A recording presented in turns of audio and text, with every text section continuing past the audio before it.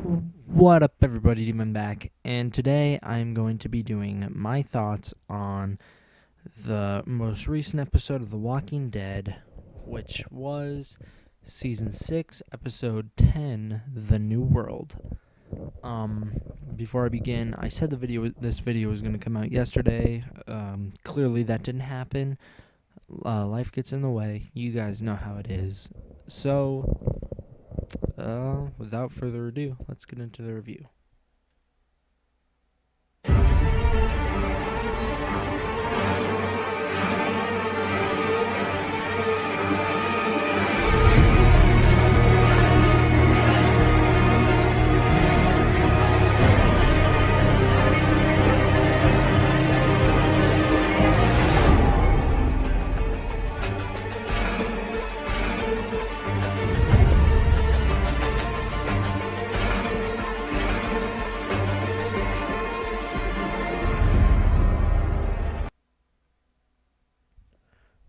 Now, so this next episode, or this most recent episode of The Walking Dead, took place 2 months from the last episode, which was No Way Out. There was a large time gap, which gave a lot of time for the cleanup of Alexandria to happen and all that stuff, which was actually covered in a Walking Dead volume, which was volume 15, titled "We Find Ourselves," where it was a very slow-paced volume. We didn't get very many cool moments that we didn't see in the show. For example, the "Do you have any idea who you're talking to" scene came straight from this volume, but was actually pushed forward to the beginning of the season. We just see Carl's recovery. We see the cleanup of Alexandria, which really only has one cool part, which is when Glenn and Abraham stumble across Jesse's zombified body. And then the volume ends with Rick and Andrea having their first kiss, which is a long-term relationship that carries out through the entire rest of the series. So that's really all that they missed, or that they didn't even miss, that they just fast forwarded over and remixed a bit so that we didn't have to see it in the show right then. And so the episode starts out with the Grimes family, is what I'm going to call it, plus Michonne. So it starts out with Rick loosening up his belt. Judith is walking, it looks like, or at least she's standing.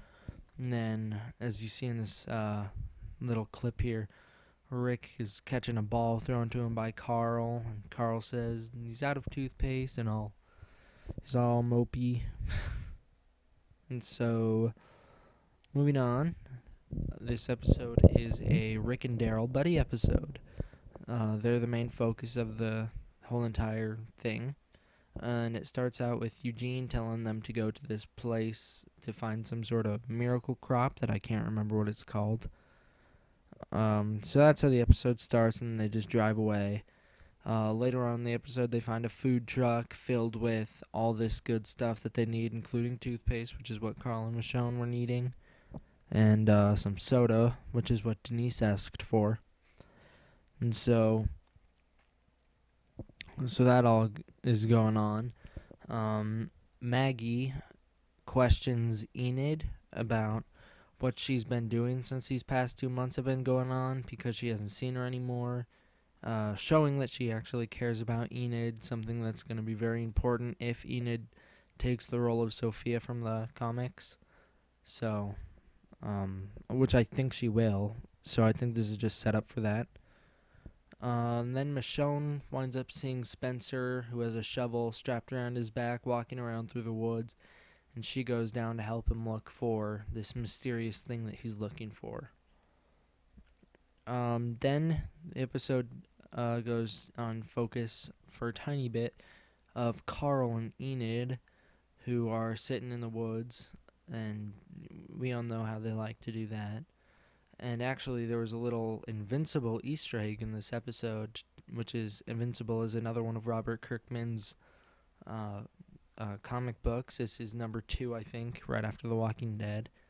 And if I'm correct in saying I heard this on The Talking Dead, that the issue of Invincible he's reading actually had a nice Walking Dead reference in it, where we see an officer that looks like Rick from the Walking Dead comic and Shane from the Walking Dead comic investigating something. I'm not sure what that is. They call it space underwear or something like that. But I don't read Invincible, so I have no idea what's going on there. All I know is that that reference was in an issue, and according to Talking Dead, that was the issue. Clearly, this would have taken place before Rick was shot and put into the coma and before the apocalypse, if it even takes place in that same universe, which I'm assuming it doesn't. Well, unless you consider the alternate ending for the series, which had the Robo-Governor and aliens, then you could make the argument that they take place in the same universe.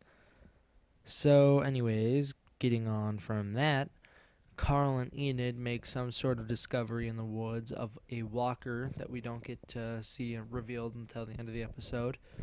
And Carl shows aggression towards Enid. He almost is responsible for her getting bit, and then he yells at her and tells her if she doesn't like being out there with him, then she can go back in the wall. And he also wouldn't let her kill the walker. And then shifting focus in the episode to a different character. And that different character just happens to be Jesus. He shows up, bumps into Rick. We find out later that when he bumped into Rick, he actually pickpocketed him and stole the truck keys. He's actually different than his comic book counterpart, whose name is Paul Monroe. I actually like that name better than the character's name in the show, which is Paul Revere or Rovia. I don't quite remember how he pronounces it, but I have the spelling on screen, so there's that. Rick is actually nice to him and shows some appreciation towards him when Daryl pulls. Well, they both pull guns on him, but Daryl's all angry about it and wouldn't let Rick ask the 3 questions, and which is just a shift from before in the season when Rick thought that they should stop looking for people. Now he thinks that they need to get people, and Daryl's gone the opposite also, and now he thinks that they shouldn't look for people. But Jesus tells them that he was running away from walkers, about a dozen or so they should get out of there too. He said they have like 11 minutes. Once again, my phone went off in a recording, but you can ignore that. He says they have about 11 minutes to get out of there, and Daryl didn't like him. So then some firecrackers go off around the back of a building, and they go to look what the firecrackers are because they think it's gunshots. And it winds up that was just a distraction so Jesus could steal the food truck. And so then later in the episode, Rick and Daryl catch back up with Jesus. I might be telling things out of order, but I'm still hitting all the key points, just in case you were confused, because I think in between that last scene and this scene, we got a couple parts, or that's when the Enid stuff happened with Carl in the woods. But anyways, so Rick and Daryl and Jesus all get into a fight. Jesus does a low kick on Rick, knocking him over, and then he's able to dodge Daryl's punch and wind up reversing it and slamming Daryl into the car before Rick pulls his gun on him, and then Daryl pulls his gun on him, which leads to a kind of comedic moment when Jesus asks if they even have any ammo, and both of them immediately look up and shoot a walker coming over. So it's just some subtle comedy there. So then later on in the episode, when they got the truck back and they tied Jesus up, and then they're driving away, and then they hear banging on the roof because Jesus got himself untied super quick and climbed up onto the roof of the truck somehow. So Rick slams on the brake, and you see Jesus' body fall off, and then Daryl and Jesus chase each other around through the field that they're in, and Jesus actually helps Daryl and shoots a walker that's behind him, and Daryl says thank you and then punches him in the face. Another moment of subtle comedy. This part also, when they fight inside the truck, and when Daryl's whipping Jesus out of the truck, they wind up hitting the car into neutral, and it rolls down the hill into a lake. both of the two characters make it out of the truck, and Jesus is actually hit on the head by the car door, knocking him out. So they lost all the material or all the supplies that they could have had. And now we're getting into some somewhat major spoilers. So if I haven't spoiled everything already for you, which clearly I haven't because there's still spoilers to come, these are where it gets a little more serious. So if I were you, I'd go watch the episode. So the walker that Carl is leading around through the woods, we actually found out who that was through a poster a long time ago when we did, us as the Walking Dead fan community, we discovered that it was Deanna.